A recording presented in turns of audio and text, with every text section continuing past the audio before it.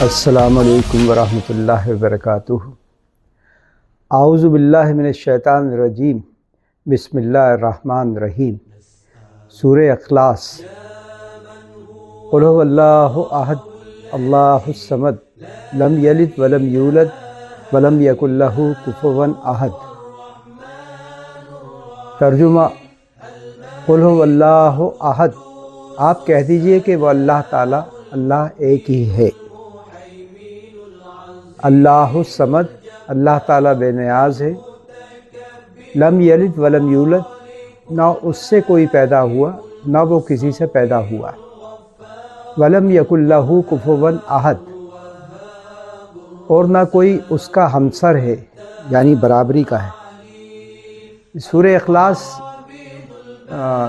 चारों कुल जो आपसे बात हुई थी पहले, उसमें से एक सूरत है और कहा जाता है कि ये 1/3 कुरान है। कुछ अहादीस में ये ज़िक्र करा गया है कि अगर आप 3 बार क़ुल हुवल्लाहु अहद पढ़ लेते हैं तो पूरे कुरान को पढ़ने का सवाब मिलता है। तो इस लिहाज से भी ये बहुत ज़्यादा इम्पोर्टेंस है इस सूरत का, और ये इतनी छोटी सूरत है कि हमारे यहाँ के बच्चों को याद रहती है, लेकिन मतलब जहाँ तक ताल्लुक़ रखता है वो नहीं जानते। इसलिए हम एक एक आयत का मतलब याद रखें। क़ुल हुवल्लाहु अहद, क़ुल कहा जाता है जैसे कहिए, कहो क़ुल हुवल्लाहु, अल्लाह है। अहद, अहद अरबी का वर्ड है। अहद यानी एक, गिनती में शुमार होता है, वाहिद भी कहते हैं, एक को कहा जाता है। तो आप कह दीजिए कि वह अल्लाह एक ही है। अल्लाहुस समद, समद का मतलब बेनियाज होता है, किसी चीज़ से उसे कोई फ़र्क नहीं पड़ता, हर चीज़ से बेनियाज है। आप उसकी इबादत करो या ना करो, आप उसके लिए रोज़े रखो या ना रखो, आप उसके लिए कुरान शरीफ की तिलावत करें नहीं करें, उसकी सेहत मतलब अल्लाह ताला के ऊपर किसी भी चीज़ का, इन चीज़ों का असर नहीं है। करेंगे तो अच्छी बात है, नहीं करेंगे तो कोई फ़र्क नहीं पड़ना। लम यलिद वलम यूलद, ना उससे कोई पैदा हुआ ना वो किसी से पैदा हुआ। आपको पता है कि क्रिश्चियनिटी इसी बात पे खड़ी हुई है कि हज़रत ईसा अलैहिस्सलाम अल्लाह के बेटे हैं, यानी अल्लाह के जब बेटे हैं तो अल्लाह ताला वालिद हुए हैं उनके, नाउज़ु बिल्लाह। ये इस्लाम इस बात की सरासर मुखालफत कर रहा है। उसने बहुत वाज़े अल्फाज में कह दिया, ना उससे कोई पैदा हुआ और ना वो किसी से पैदा हुआ। कहा जाता है ना कि आखिर अल्लाह को किसने पैदा किया होगा, सब चीज़ें तो हो गई पैदा, सब चीज़ों को अल्लाह ने करा, तो आखिर अल्लाह ने किसको, कि अल्लाह कैसे पैदा हुआ। तो वो उस बात का कह रहा है कि ना तो उसने किसी को पैदा किया है ना वो किसी से पैदा हुआ, और ये पैदा होना जिस्मानी फार्म में है, यानी हमारी जो बॉडी जन्म देती है लोगों को, वो उस फार्म की बात हो रही है। वरना खालिक तो अल्लाह ही, उसने हर चीज़ को पैदा करा है, और उसने तो सिर्फ ये कहा कुन फयाकुन, हो जाती है हर चीज़। इस तरीक़े से बॉडीली कोई डेवलपमेंट या कोई ऐसी चीज़ वो उसका मोहताज नहीं है, उसने तो वैसे ही पैदा कर दिया। यानी जेनेटिकली आप समझें बात को कि कोई उसका वालिद नहीं है ना वो किसी का वालिद है। तो क्रिश्चियनिटी यहीं पर ख़त्म हो जाती है कि जब इस चीज़ का इनकार कर दिया गया कि ना उससे कोई पैदा हुआ है ना वो किसी से पैदा हुआ। वलम यकुल लहू कुफुवन अहद, और ना कोई उसका हमसर है। हमसर कहा जाता है बराबरी को, यानी उस जैसा कोई भी नहीं। कुछ आजकल के गुमराह और फालतू के सवाल उठाने वाले लोगों ने एक ये चीज़ भी पैदा कर दी है कि अल्लाह ताला खुद अपने जैसा अल्लाह तो बना सकता है, और वो फिर क्या होगा। और ये इस टाइप की फालतू की मतलब जहनी इख्तरा जो एक जहन में आती हैं बातें, शैतानी वसवसे जिन्हें कहते हैं, वो इन्हीं पे बहस कर रहा है। किताबें काली कर दी, स्याह कर दी इन चीज़ों पे लिखते लिखते। कोई भी मसला उठा लेंगे, कोई भी चीज़ कर देंगे। कुरान बड़ा है कि नबी बड़े हैं, कुरान इंसान है, खालिक खल्क है, उसमें जान है नहीं है, ये चीज़ें बात करने की, अपने आप को टाइम वेस्ट करना है। یہ اگر ٹائم ویسٹ انہوں نے اتنا کرا ہے، اگر میرا یہی کہنا ہے کہ اگر وہ یہ ٹائم سائنٹیفک ریسرچ پہ لگاتے، بڑی بڑی انوینشن کر چکے ہوتے ابھی تک، اور ہم بھی آج آگے کی قوموں کے صف بصف کھڑے ہوتے، آج ہم بھی میڈیکل سائنس میں ترقی کر کے کوئی نئی ٹیکے ایجاد کر رہے ہوتے، کینسر کی نئی دوا ایجاد کر رہے ہوتے، یا اسپیس سائنس میں جا کے راکٹ سائنس کو سمجھ رہے ہوتے، سمجھا رہے ہوتے۔ یہ تو آپ جانتے ہی ہیں کہ بیسیکلی سبھی چیزیں جو بیسک سائنس ہے، چاہے وہ میٹا فزکس ہو، کیمسٹری ہو، جیسے آپ نے عربی میں سنا ہوگا الکیمیا جو کہا جاتا ہے، تو وہ سب چیزیں روٹس سب کی اسلام میں ہیں۔ 800 900 1000 عیسوی میں یہ چیزیں کی شروعات رکھی، اور مسلمان سائنسداں اس لیول پہ پیدا ہونا شروع ہوئے، کیونکہ اس وقت ہمارے ہاں جو سپر پاور تھی اسلام میں تھی، جیسے آج رشیا ہے، چائنا ہے، امریکہ ہے، اس وقت کی سپر پاور اسلامی ہوتی تھی، اور خلافت جو تھا وہ ایک گاؤں تھا، اور وہیں سے تمام سائنس، تمام تحقیقات چلتی تھی۔ ان لوگوں نے ان چیزوں کو آگے بڑھا رکھا تھا، تو ریسرچ پہ کافی ٹائم ہوتا تھا۔ تو بیسک جو سائنس کی ضرور ہے سبھی مسلمانوں کری، لیکن آج ہم یہ سب بھول کے دھیرے دھیرے ان پیسوں میں پڑ گئے، واحد الوجود اور قرآن مخلوق ہے اور اللہ کیسا ہوگا۔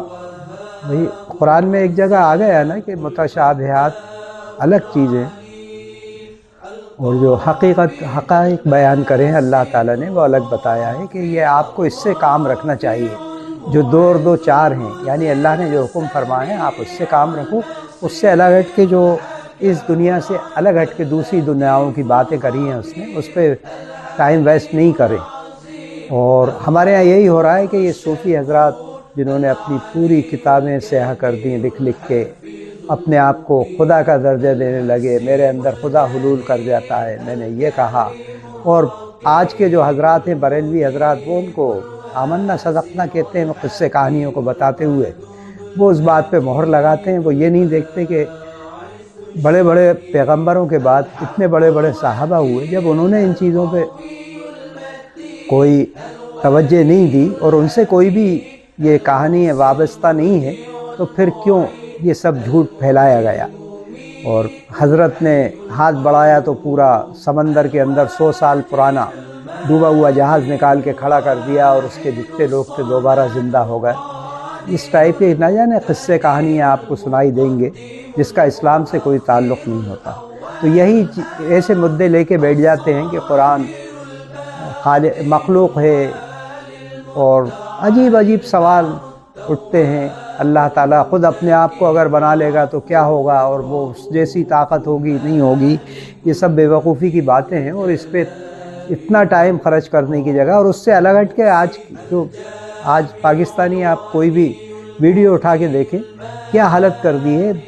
جتنے مولوی ہیں ایک دوسرے کو گالیاں بکرا، اور کہاں سوشل پلیٹ فارم پہ، یعنی پوری دنیا دیکھ رہی ہے کہ ایک دوسرے کے خلاف کفر کے فتوے دے رہے ہیں، ایک دوسرے کے خلاف گالی گلوچ کر رہے ہیں، ایک دوسرے کو کے باپ دادا اکھاڑ رہے ہیں، ماں بہن تمام چیزیں یہ سب عالم کر رہا ہے۔ اور بقول عالموں کے ہم انبیاء کے وارث ہیں۔ یہ کیسے وارث ہو آپ لوگ؟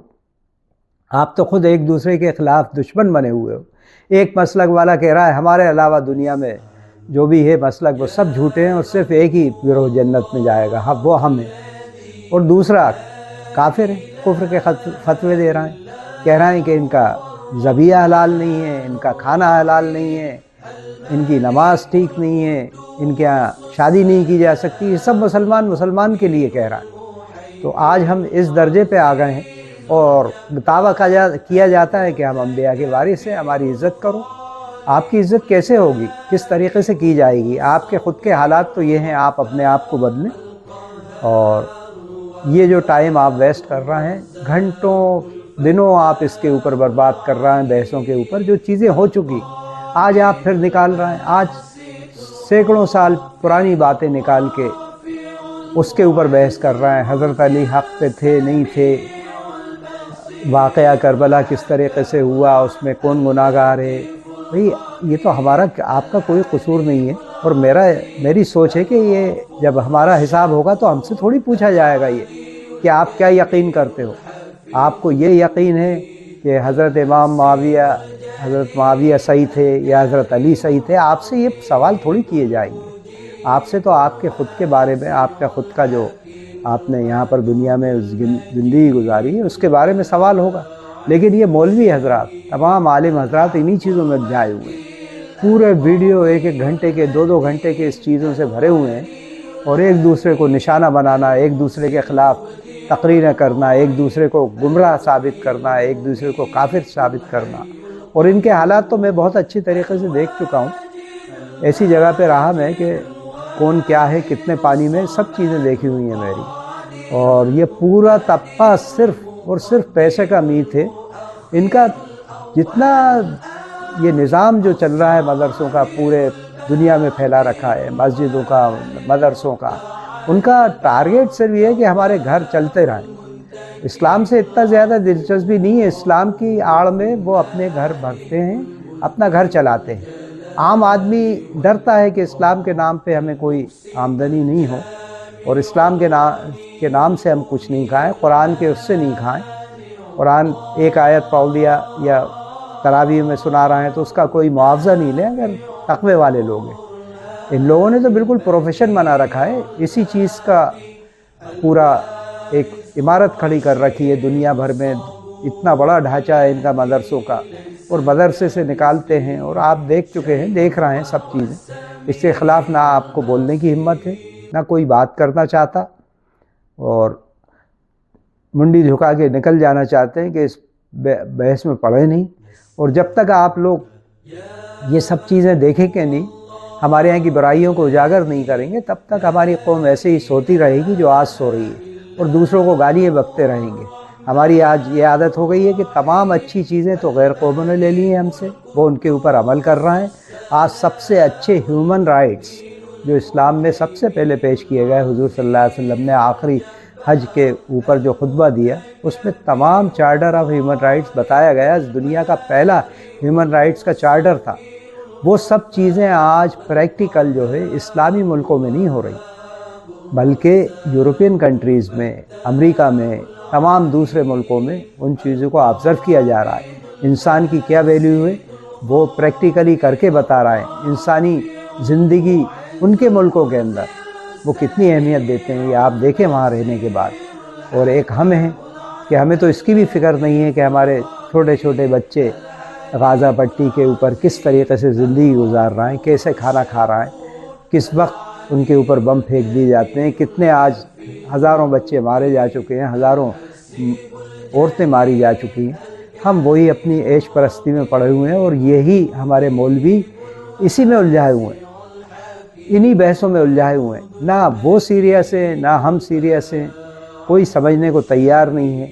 ان باتوں میں انہیں مزہ آتا ہے. 2-2 گھنٹے 3-3 گھنٹے بحثیں کریں گے، اور آخر میں حاصل وصول کچھ بھی نہیں ہونا ہے. میرا صرف اتنا کہنا ہے کہ یہ آپ جو 2-2 3-3 گھنٹے ویسٹ کر رہے ہیں، کتابیں لکھ رہے ہیں دنیا بھر کی، جو چیزیں ہو چکی ہیں، کام ہو چکا ہے، لائبریریاں بھری ہوئی ہیں، دنیا بھر کی کتابیں سے پر ہیں. ہر مسئلے پہ ہمارے عالموں نے اتنا لکھ ڈالا ہے کہ اب مزید کچھ لکھنے کی ضرورت ہی نہیں ہے. خدا کے لیے اب تو آپ سائنس کی طرف متوجہ ہو جائیں. آج اس دنیا میں جو پرابلم چل رہی ہیں ان کو دیکھنا سیکھیں.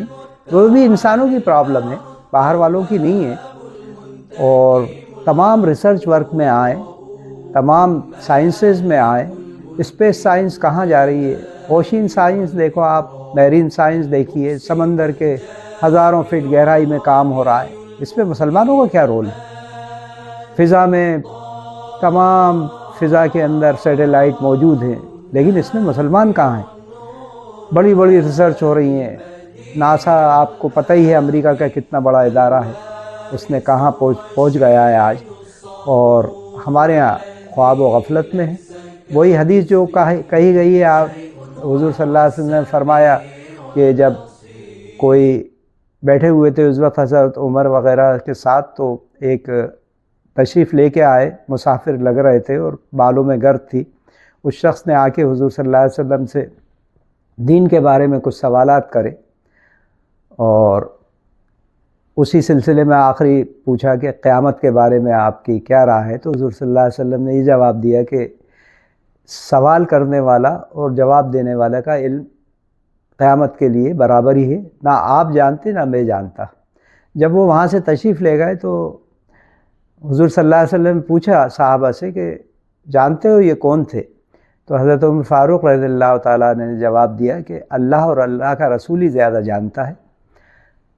تب حضور صلی اللہ علیہ وسلم نے فرمایا یہ جبریل علیہ السلام تھے، اور پھر انہوں نے بتایا تھا یہ قیامت کے بارے میں کہ جب انہوں نے کوئی نشانی پوچھی تو حضور صلی اللہ علیہ وسلم نے فرمایا کہ اس وقت 3 چیزیں فرمائیں، اس میں سے ایک چیز بتا رہا ہوں کہ عرب کے یہاں کے جو چرواہے ہوں گے، ایک وقت آئے گا کہ وہ اونچی اونچی عمارتیں بنا کے ان کی تعمیر کر کے ایک دوسرے کا مقابلہ کر رہے ہوں گے، یعنی وہ اتنے آگے پیسے میں پہنچ جائیں گے کہ ان عمارتوں میں مقابلہ ہوگا۔ اور آج یہ پریکٹیکل آ رہا ہے، یعنی یہ قرب قیامت ہے، آج یہ پریکٹیکل دیکھ رہا ہے۔ میں یہاں دبئی میں ہوں، یہاں پر برج خلیفہ ہے دنیا کی سب سے اونچی عمارت، اور یہ ان عربوں کی بنوائی ہوئی ہے، اور دوسری عمارت اس وقت جدہ میں تعمیر چل رہی ہے، وہ بھی دنیا کی اس سے بھی بڑی اونچی عمارت ہوگی، وہ بھی عرب ہی بنا رہا ہے۔